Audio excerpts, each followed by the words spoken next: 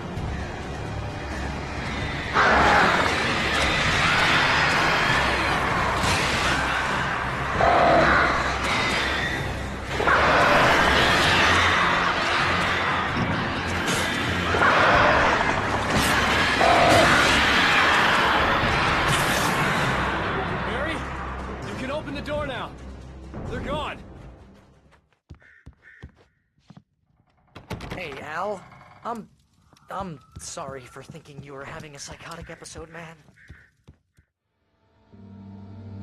I sent Barry to the town to ask around about a man fitting the kidnapper's description. He'd go through the archives of the local paper. Perhaps he could learn something. Anything about the island and the cabin that had disappeared. The man wanted a manuscript. I had to try to write him one to get Alice back.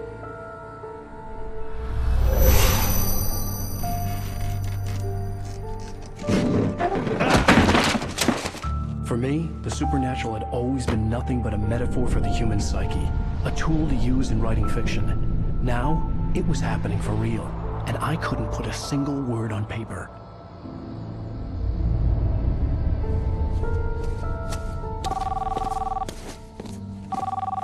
Barry Wheeler speaking. This is Rose. Rose? I found Mr. Wake's pages. Oh, you sweet, brilliant girl. Could you and Mr. Wake come get them? I live in the trailer park outside the town. We'll be there in less than an hour. Bye now. See you soon. Have a great day. Hope you come back soon.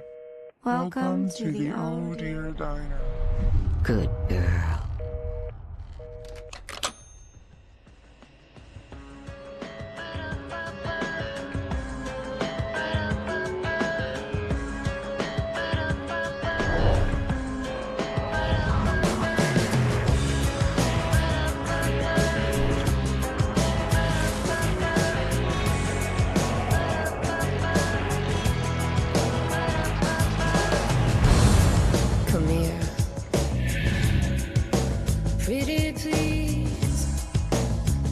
Previously on Alan Wake, Alice has been kidnapped. Alan, please help me. Alice? You'll do exactly what I say if you ever want to see your wife again. I can't tell anyone except my agent Barry. Damn it, Barry, they'll kill her! You're my best friend, and I'm worried that you're not right in the head. The ransom is a manuscript I supposedly wrote that's coming true before my eyes. It happened just the way it was on that page. So dark. I have found only a few scattered pages. I want the entire manuscript. The deadline is in 2 days. I found Mr. Wake's pages. Good girl.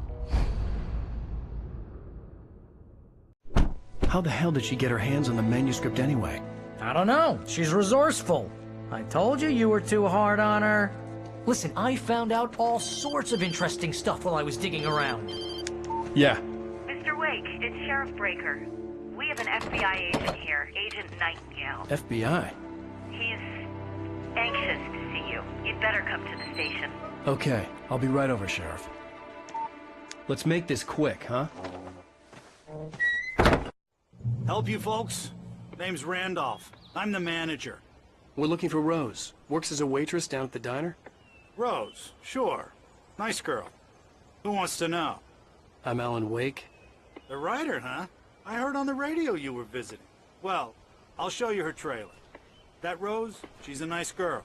Always pays her rent on time. As I was saying, Al, I found all sorts of weird stuff from the local newspaper's archives. This place is crazy. Disappearances, mysterious deaths, urban legends come true, and, get this, most of this stuff takes place around Cauldron Lake. Well, you ain't wrong, mister. The Indians thought the lake was a doorway to the underworld. I'm the God-fearing type myself. I don't hold with that sort of thing. Yeah, okay. Anyway, there was an island there owned by a guy called Thomas Zane. Now, some of the articles I found about him make him out to be a famous writer, but I ran a bunch of searches, couldn't find a single thing he wrote.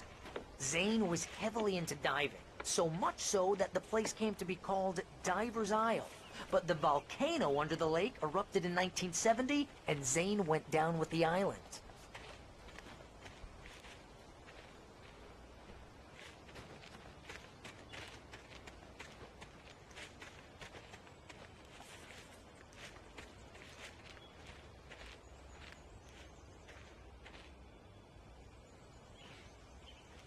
It gets better.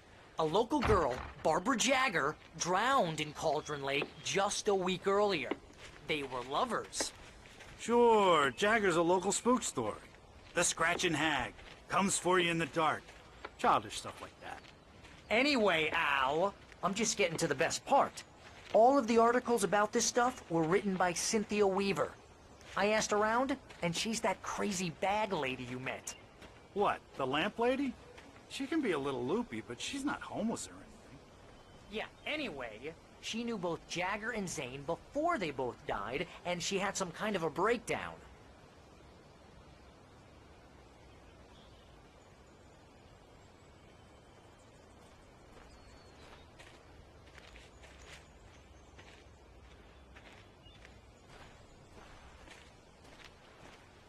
Well, mister, this here's Rose's trailer.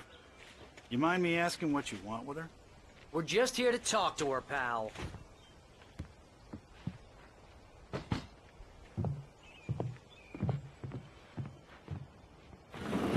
Welcome to... Oh dear, Mr. Wake. I'm so glad you're here. Rose, you have my manuscript? Oh. Oh yes. Yes. Please, come in.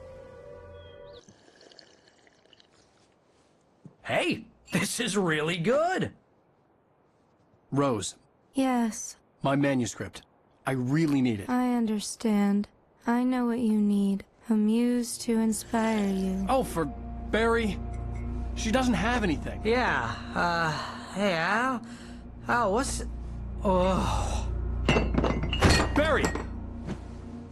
What? What?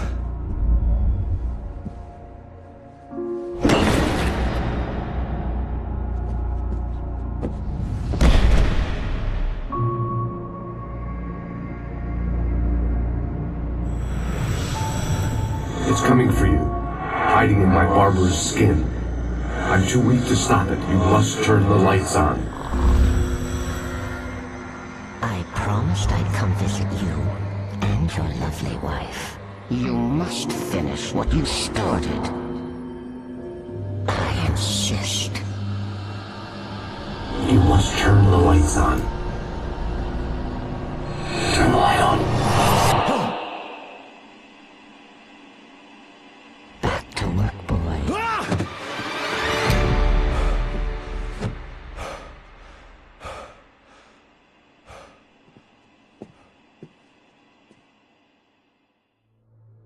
I felt nauseous, hungover.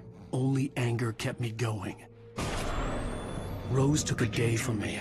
I had less than 12 hours left to meet the kidnapper. All I could do was get Barry into the car, work something out once I got on the road. Barry was out of it. He was way too heavy to carry. You're right. I deserve more money. I'm so handsome. Welcome to the Oh Dear Diner. What can I get you today? Coffee? I couldn't work up much hate for Rose. Something had used her to get to me, and left its mark. My gun and flashlight were gone. I'd have to find a way to get Barry into the car as quickly as possible. There was no time to waste. Mr. Randolph liked Rose. That little smile she had. How she was still sweet when life had tried so hard to make her bitter. It wasn't any of his business what she did in her trailer. But those strangers, the writer and his smart-ass sidekick, looked like trouble. And they'd been in there for hours, way past her normal bedtime. He reached for the phone and called the sheriff's station.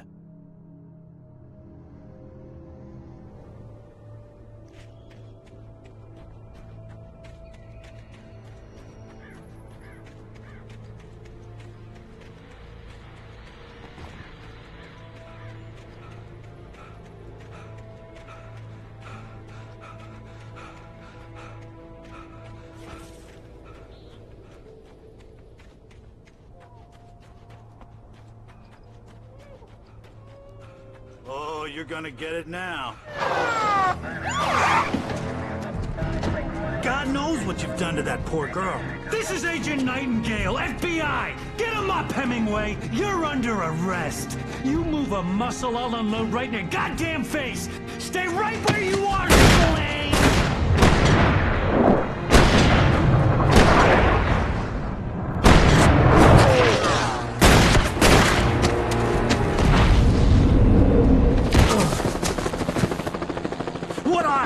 I'm standing right here, you goddamn maniac!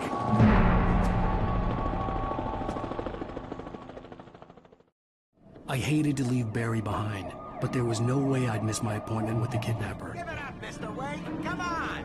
Make it easy on me. Move on. Don't let him get away.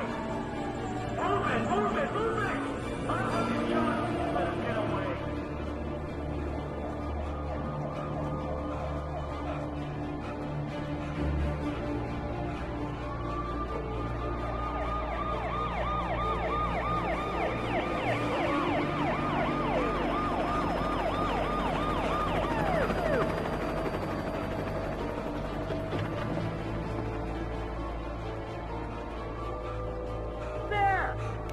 We have the suspect in sight! Okay, men, keep your eyes peeled. He's gonna try to make it through here.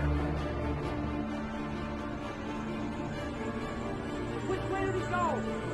This way! Oh, damn. Hey! He was right there! I don't see him! Damn it! God damn it! Where did he go? Slipped away! Keep an eye out!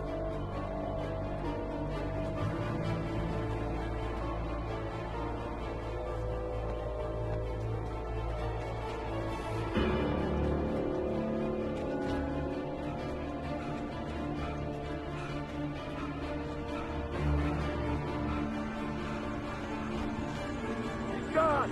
Come on, guys! We need to head him off!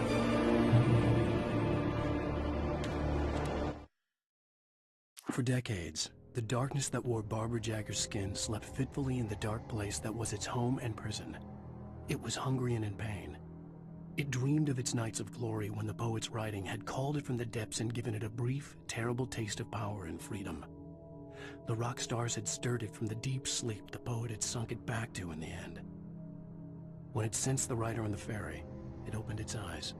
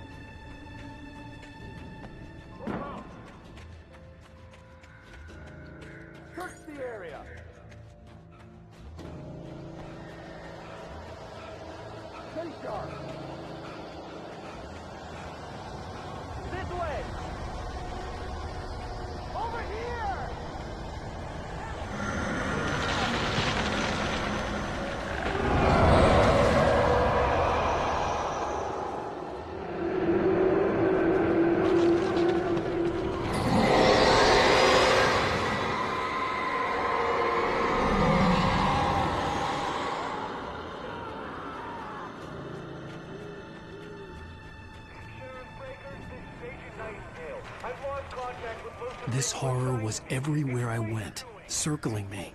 The cops didn't stand a chance. They were after a writer, not a monster.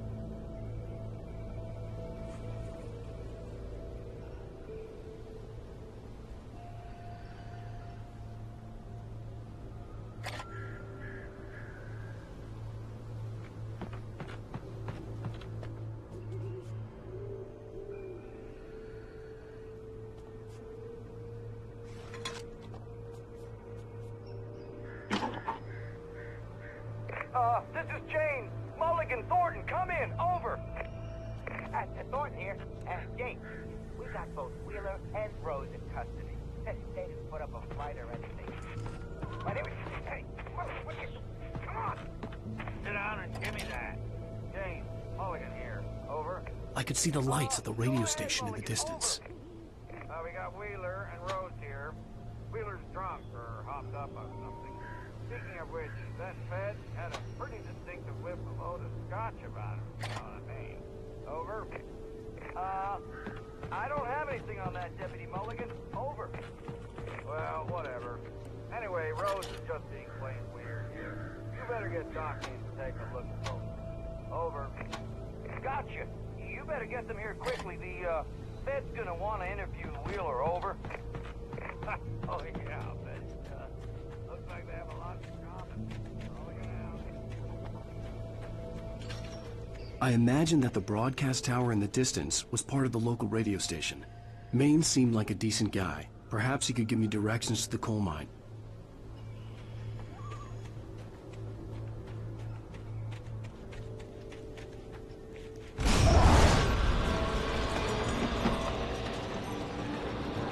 Unnatural shadows clung to the gate. The darkness that was after me was trying to stop me. I wouldn't get through without a light.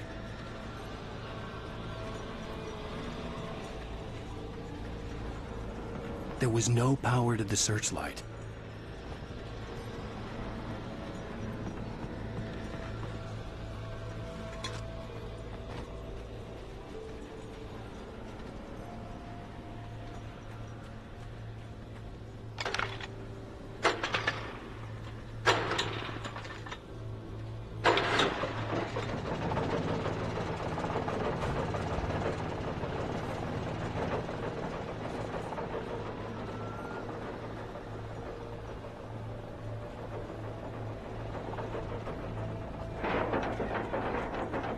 The old generator conked out. I'd have to see if I could fix it and try again.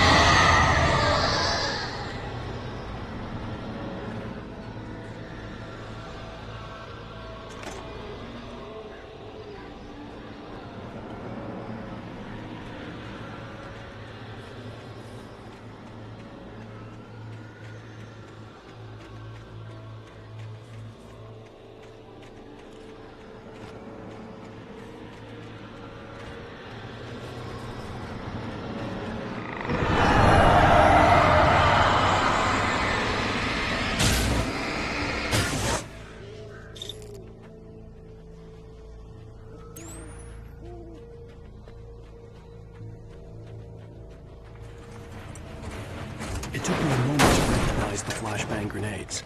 They were an ideal weapon for my situation. Team 1, come in. Over. Team 1, this is Sheriff Breaker. Report. Over. Team 2, come in. I need a report. Over.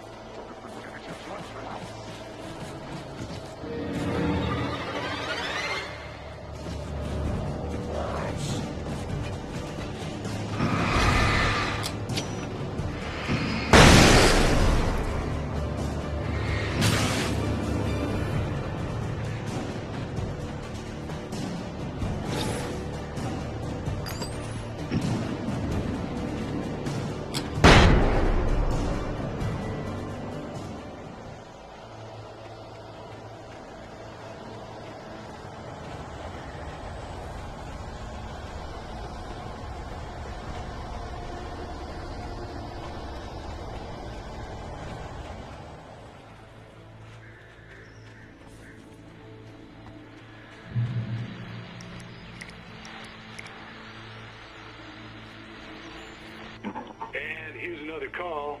You're on KBF-FM with Pat Maine. It's Milt Peabody, Pat. What's on your mind, Milt? Well, I live near the trailer park, Pat, and there's a big ruckus going on over there. Well, that's just up the road from me, too. What's going on, do you know?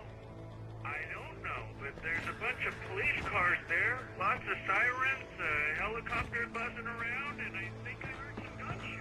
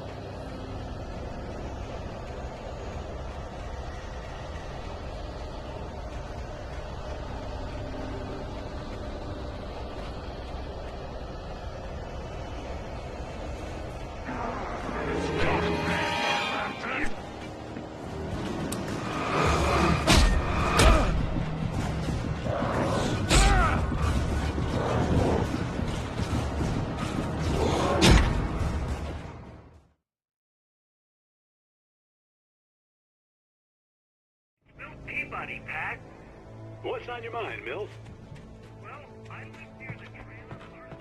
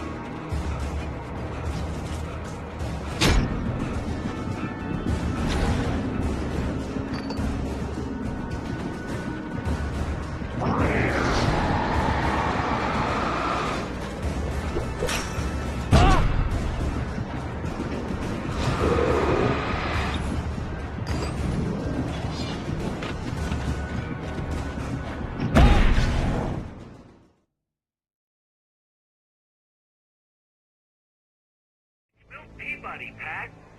What's on your mind, Milt? Well, I live near the trailer park, Pat,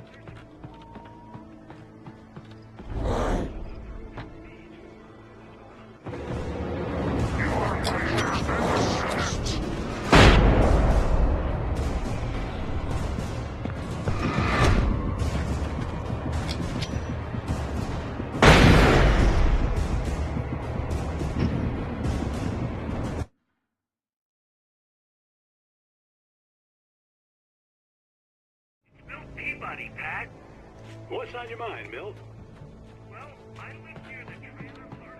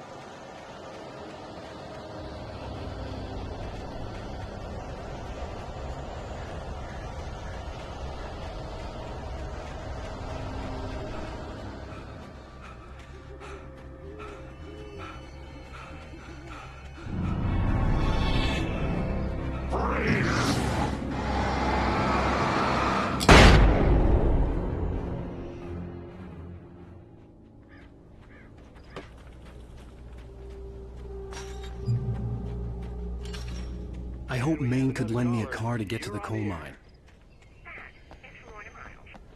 Oh, hello, Lorna. What do you have for us? Well, I just don't see why the cops bothered with the trailer park. What do you mean? It's a trailer park. Of course you're going to have trouble in a place like that. I mean, what do you expect? The sheriff should be helping us normal citizens instead of wasting resources on those people. Well... Let the trash sort themselves out. I'm sorry, but my granddaddy settled in Brite Falls in 1911.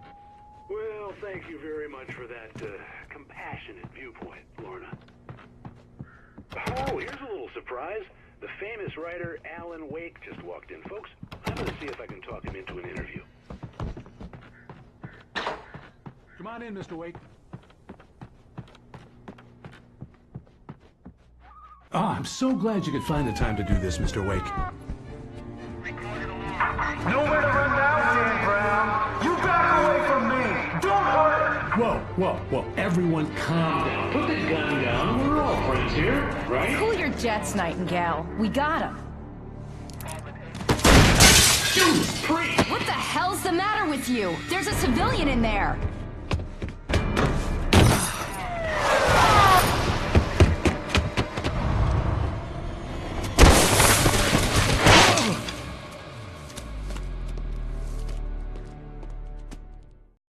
I'll get you yet, even if it kills me, you hear me? You hear me, H.P. Lovecraft? I had fallen off so many cliffs it was ridiculous. That's what you get for naming a book The Sudden Stop.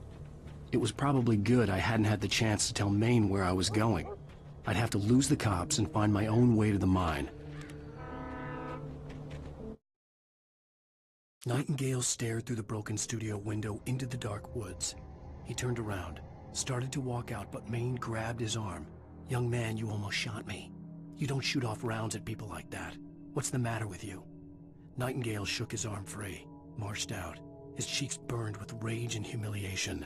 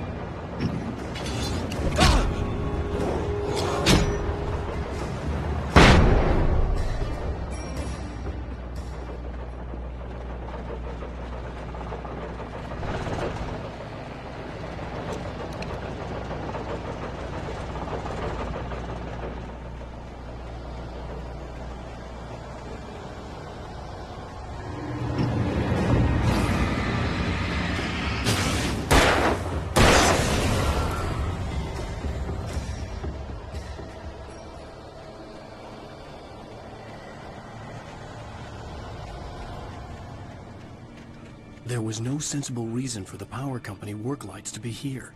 It was almost as if they'd been left for someone like me to use.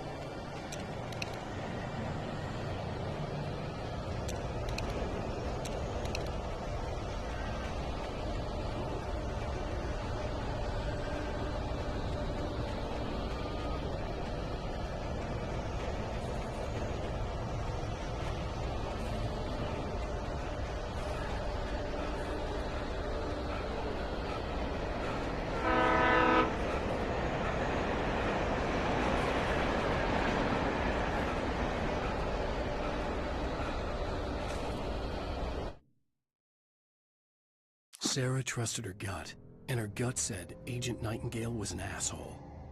He felt wrong, and it wasn't just the smell of stale booze.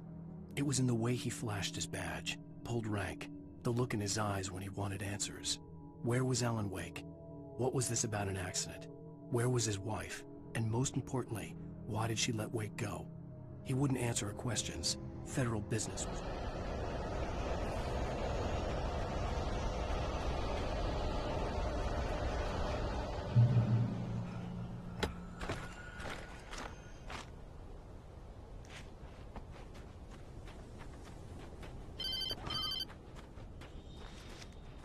Hello? The most stubborn man I've ever met. Alice? Alice? Alan. Alan. I'm so afraid. Keeps me in the dark. Please help me. I look at you, Alan, and it's not you. It's something else. Looking out from behind your eyes. Alice, I'm here. I'm so alone here. It's all gonna go to hell. You need to be careful. Cooperate. The connection had been terrible, but that wasn't the only thing that hadn't been right with the call. She sounded wrong somehow, but she had called me.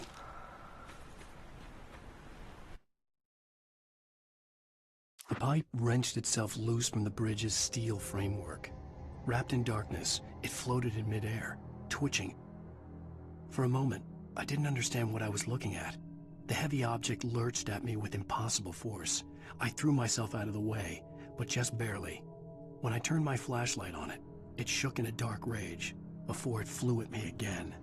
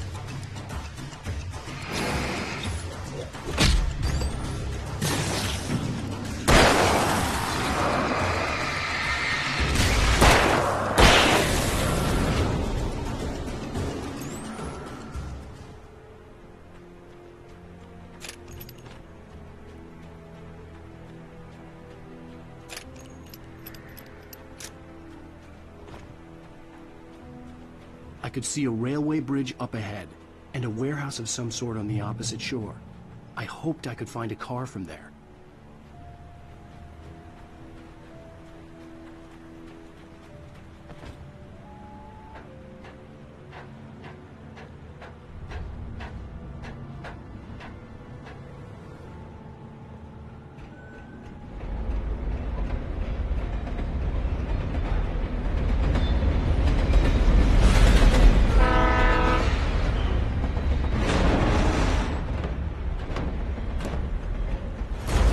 That was pursuing me was growing stronger, and it was taking over everything in its path.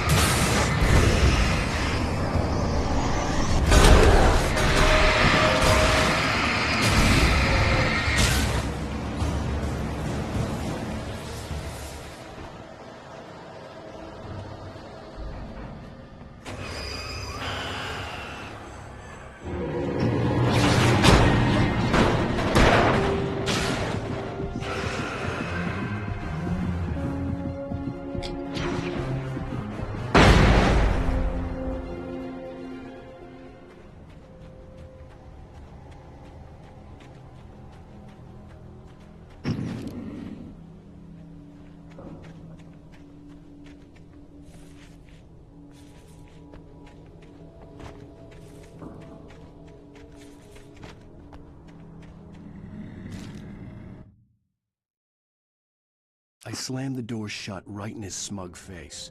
He pleaded for me to open the door. True to form, the asshole actually thought I would obey. I had no sympathy left, no guilt either, not for him. I took a moment to savor the scream. I bet I had a smile on my face. It was all that I had time for. The dark presence was inside the lodge with me.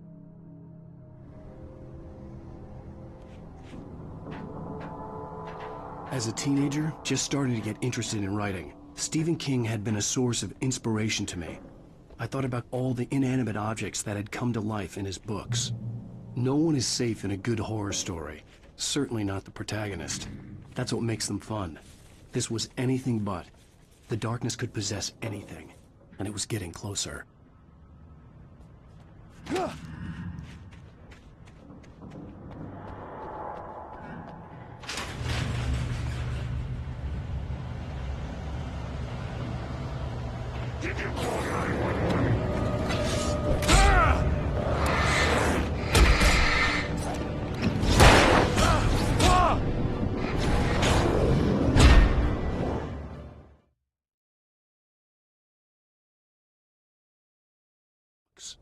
No one is safe in a good horror story. Certainly not the protagonist. That's what makes them fun. This was anything but. The darkness could possess anything, and it was getting closer.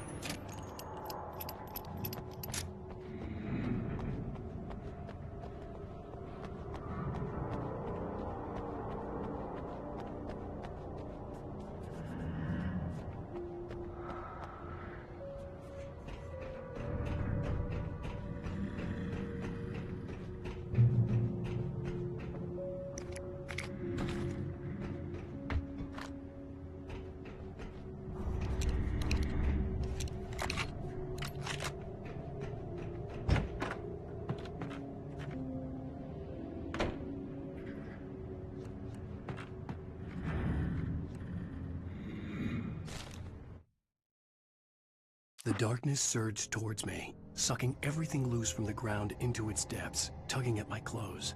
I saw the flare the kidnapper had dropped and threw myself towards it just as I felt my feet leave the ground.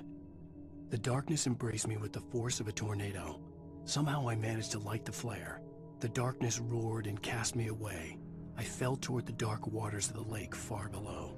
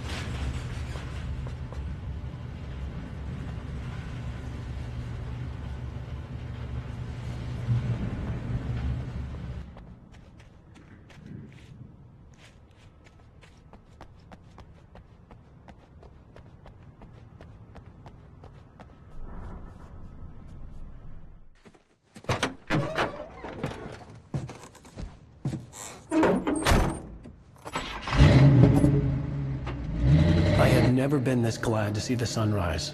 I had a couple of hours to get to the coal mine.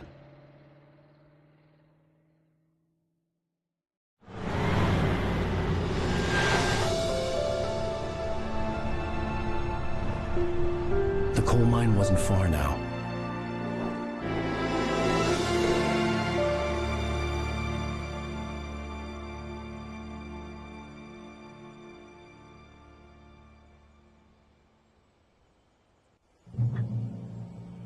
Today, I would meet the kidnapper, and he would give me Alice. I wouldn't give him any other choice.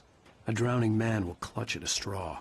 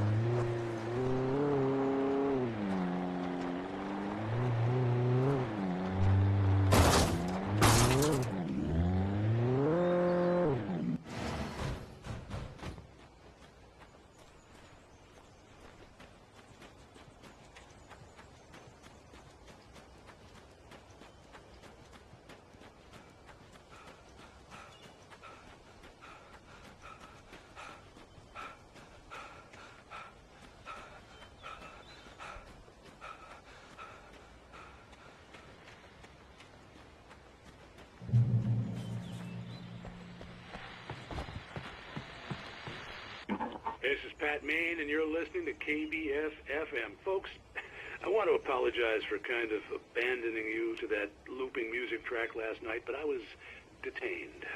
You see, I encountered a big-shot G-man with an itchy trigger finger who could use a lesson in manners and a boot in the ass. Not necessarily in that order, either.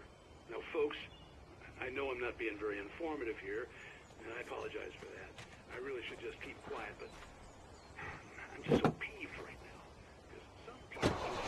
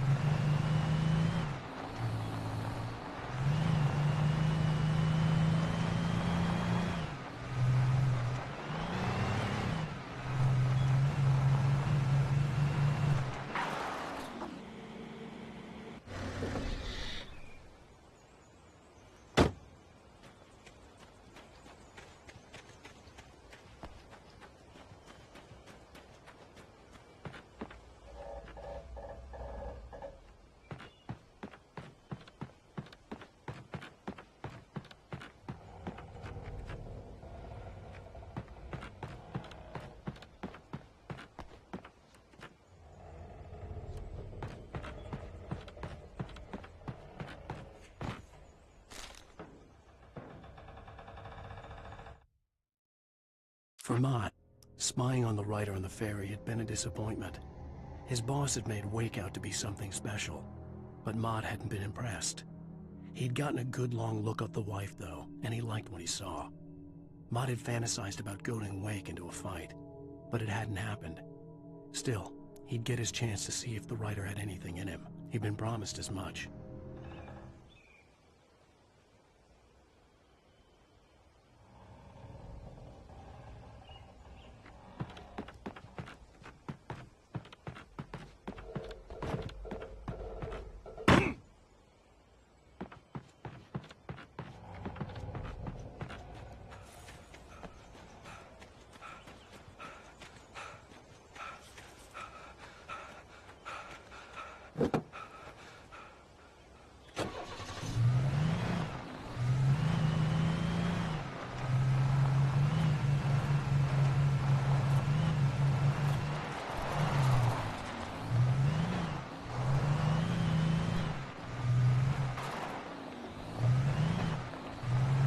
I was early. I was supposed to meet the kidnapper at noon in the main building. The coal mine was quiet. It was a museum now.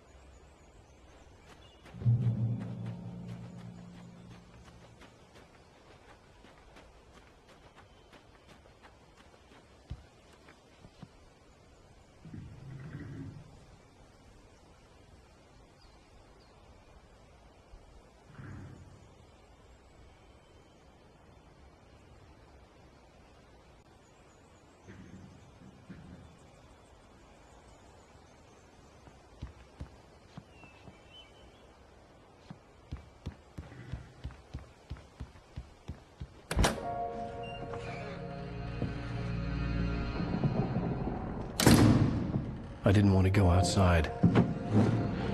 Cops had to be looking for me.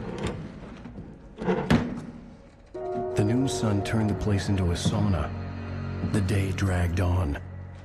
Different scenarios ran through my mind. Ways of how I'd torture the kidnapper to get Alice back, or the different horrible things he could have done to her. I imagined her dead. I had no way of knowing she was still alive. It was killing me. I was running on blind hope. It was all a waste of time. The bastard never showed up.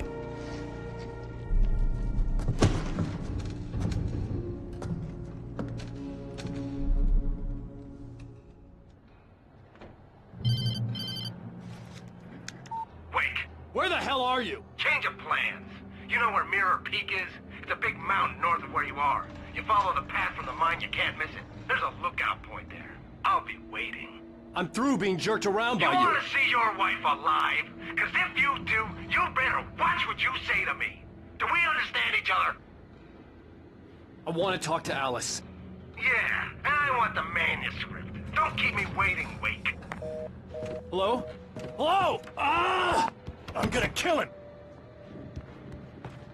I had to get to Mirror Peak.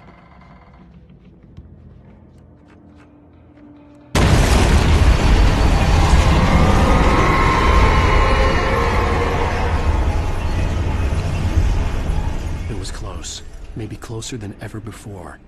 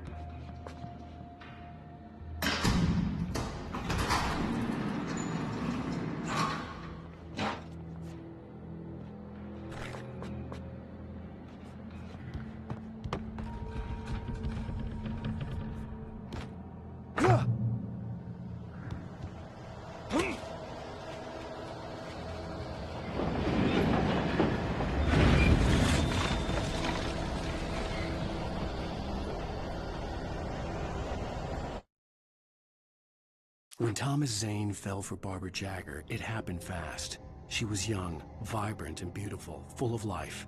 He had never been a very happy man, and without any seeming effort, she had changed all that. Zane felt good for the first time in his life. Everything she did was another piece of a jigsaw puzzle he hadn't even known he'd been missing. And best of all, she made the words flow, strong and sharp. She was his muse.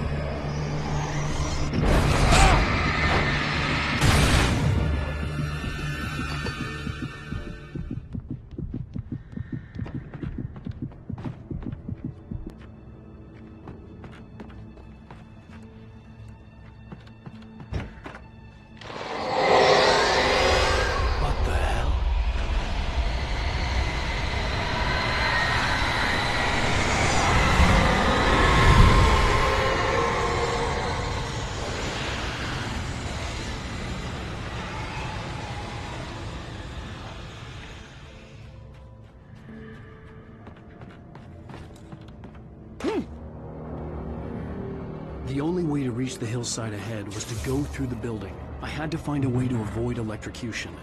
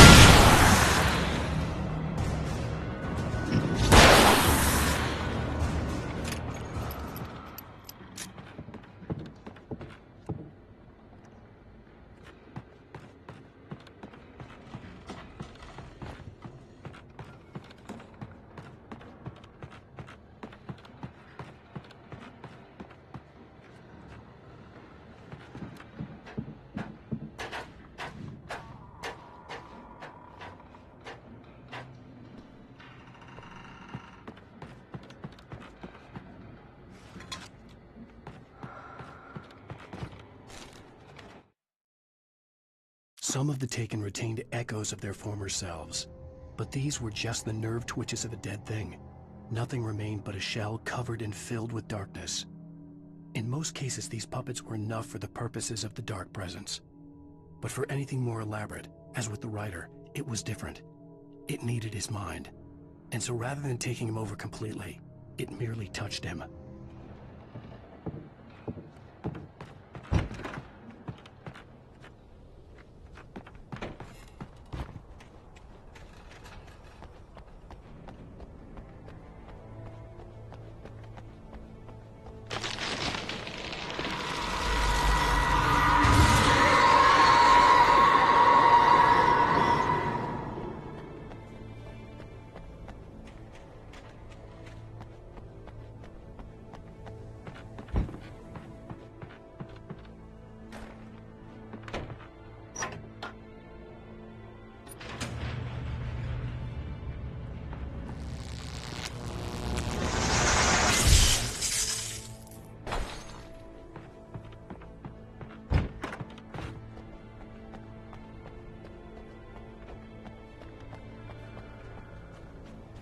There was no way the flashbang grenades were standard power company equipment.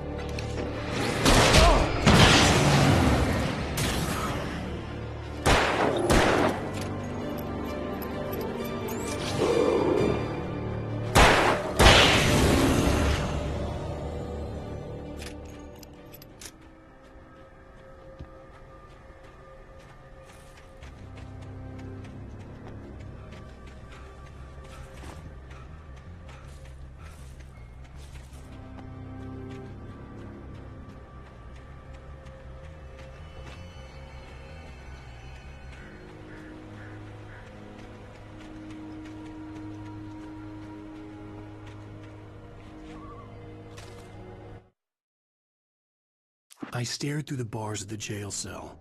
Barry stood behind me, swaying on his feet, looking as ill as I felt. Agent Nightingale stood on the other side of the bars with Sheriff Breaker. Nightingale had a stack of manuscript pages in his hand. He seemed unhinged as he gloated. "Well, I've got you now, Raymond Chandler. It's all here. All the evidence, including conspiracy to murder a federal agent."